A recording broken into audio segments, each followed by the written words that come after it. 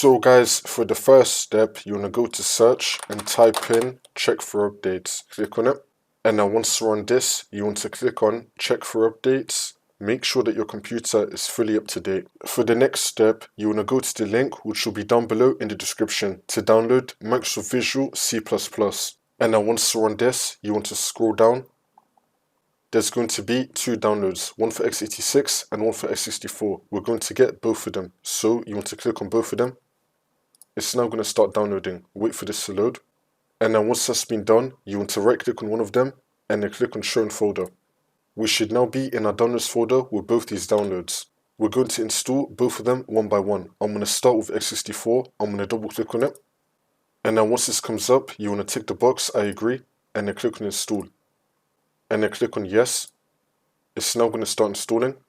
And then once that's been done, we can now close out of this. And now we're going to install the other one, x86, double click on it. And then do the same thing. Tick the box, I agree, and then click on install. And then click on yes. It's now going to start installing.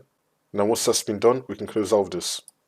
For the next step, you want to go to the other link, which will be down below in the description, to download DirectX and use a runtime web installer.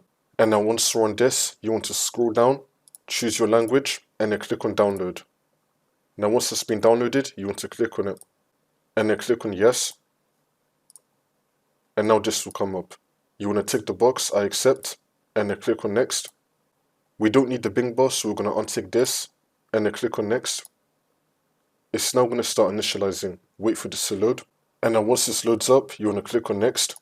It's now going to start downloading components. Wait for this to load.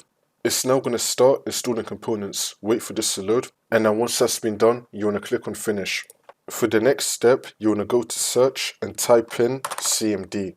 Now you want to run it as administrator. And then click on yes.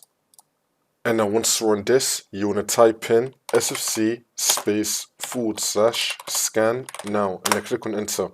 And you want to run this scan. Wait for this to load. I'm going to skip the video to when the scan will be fully completed. And now once that's been done, now you want to type in dism /online /cleanup -image